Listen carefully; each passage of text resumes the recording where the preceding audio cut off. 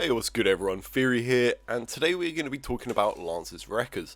They're good. If you played against Lance, you got hit a whole fucking bunch by Rekkas. Why are they good though? To figure out why they're good, we have to look at generic pressure in the corner as a top tier. And being top tier in this game pretty much means that your close B is plus on block.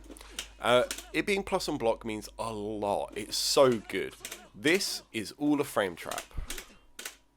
And that means that you are scared to press a button at any of these points. And it allows you to basically reset your pressure at any point. And at any point go into the frame trap. But the point where the pressure typically ends is when you get to your far button. So when you get to the far buttons, you can do things like throw a fireball as Catalina, right? And this will frame trap you if you try and take your turn because your far buttons are minus. Or she can wait and then do another far M to catch you pressing a button, or a far H, which is very, very confirmable. These are all really good things. They're not this. They are scary. Don't get me wrong. I've been hit by enough of this into EX lunge as a hit confirm to know that they are scary. But they're not the end of the world. This sort of pressure is way less compared to this sort of pressure. When you're at this range, throw becomes an option. When you're at this range, overhead becomes an option. These two reactable options, but they're still good. So getting them to the far range is what you want. You want them to push out. You want them to have to spend meter to come back into the close B range and get the proper mix on you. Lancelot doesn't have this issue, and that is because of Rekkas. So his close Bs, like everyone else, are a frame trap. And they frame trap into the far B as well. Far M. But when you get to the far M, you have the option of going into Rekka. Now, why is this good? So if we put Catalina here to do a crouching L, it's the same with the standing L, you get a counter hit. When you get the counter hit, you can then start converting into the rest of the Rekka series. You even get some counter hit conversions. So if we do this and then we delay,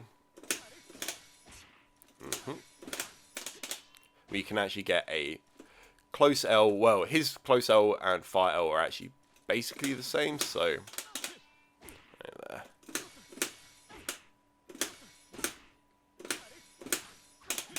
There you go. So that's also a frame trap. So let's roll back a little bit here, right? So your far M into your Rekka is a frame trap.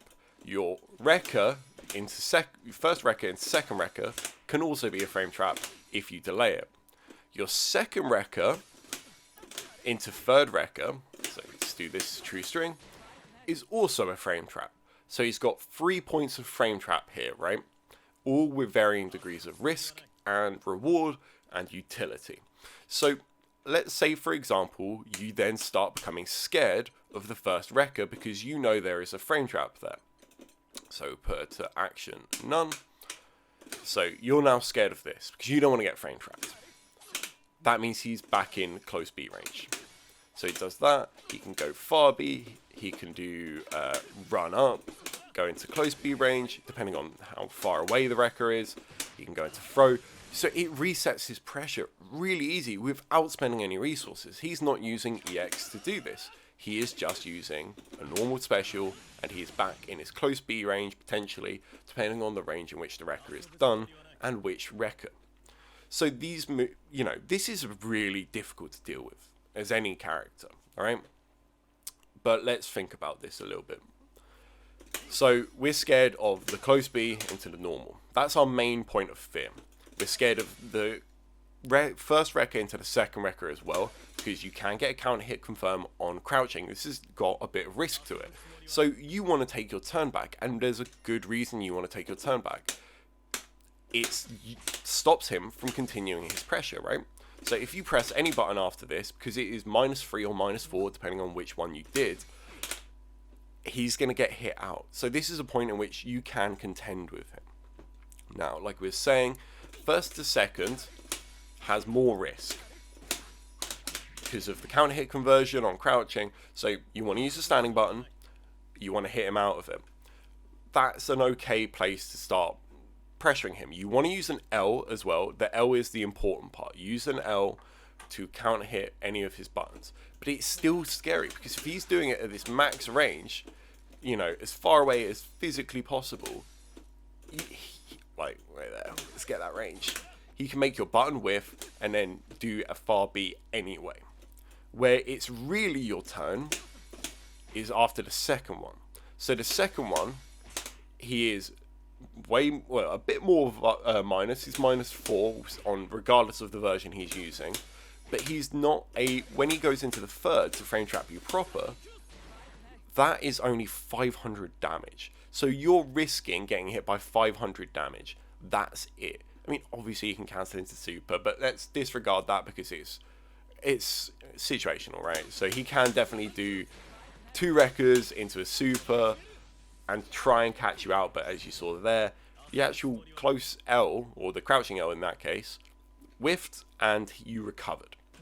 So it's not actually that scary. The second Rekka, you should always be pressing a button.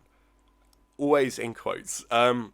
Obviously, if you get hit by third Rekka like 20 times, then it's going to add up. But look at that damage, it's nothing. So always press a button after the second Rekka. The first Rekka has a bit more risk to it. You know, this into this is a bit more scary. This into weight and then into that's a bit more scary just due to ranges on L's. And you do want to use an L. You can use an M with certain characters, but I like to use Ladiva's far M because it catches him doing this sort of shit, doing a far Rekka and then trying to whiff punish you with that. It stops him from doing that, which is, you know, very, very useful. But let's recap this. Let's run it all back. Why is Rekka good? It allows him to pressure you from a far button, get you scared so he can reset his close B range where he is at his most intimidating. Why is it bad? It's minus on block. Why is it good? It's a frame trap between every single Rekka.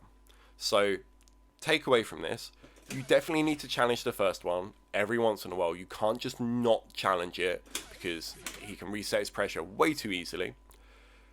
You always want to challenge the second one. When the second one, you block the second one, just always fucking hit a button. He's close to you.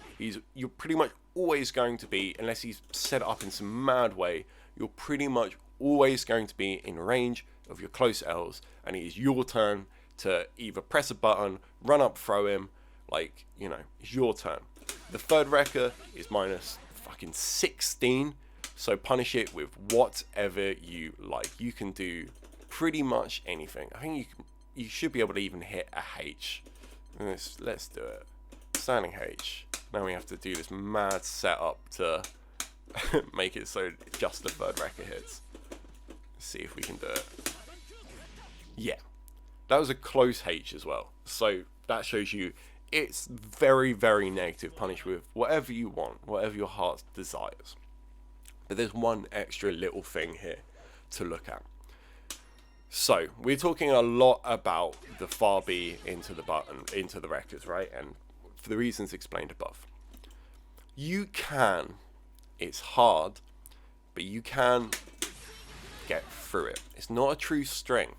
Now, I went into training mode for like an hour as Ladiva and tried to learn if I could, on reaction, punish that.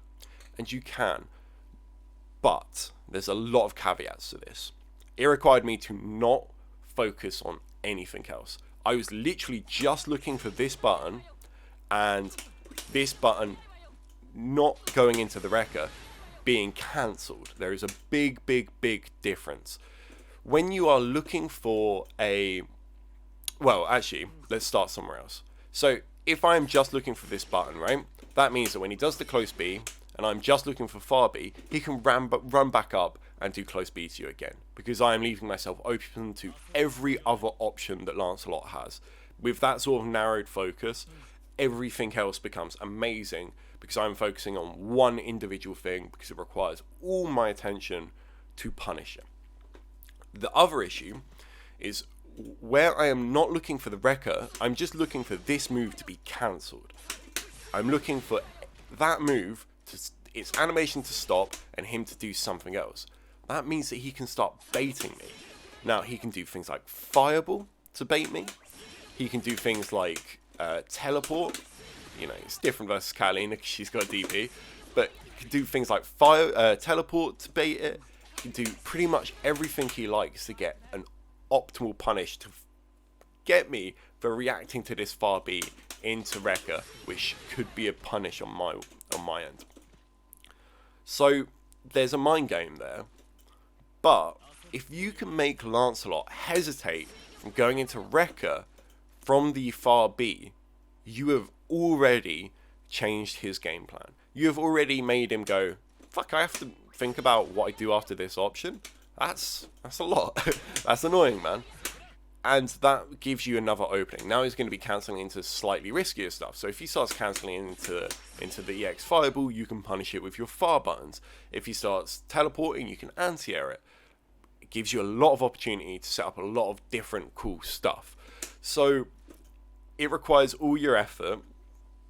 It's not the best option, but it is something to have in your arsenal versus Lancelot, because that hesitation you can get from him is worth so much. Anyway, hopefully this was helpful to you. Rekkas are very good. They are not undefeatable. I hope that Arxis don't nerf it, because if they do, that would suck. Or Cygames, whomever, because it makes them interesting. They're probably going to nerf close B anyway, so don't nerf Rekkas. I mean, everyone hates fighting Lancelot, but he needs to be interesting still. Come on, guys. Alright, take care, everyone. Hope you're all doing well through these trying times, and just getting some sets in. Alright, see you.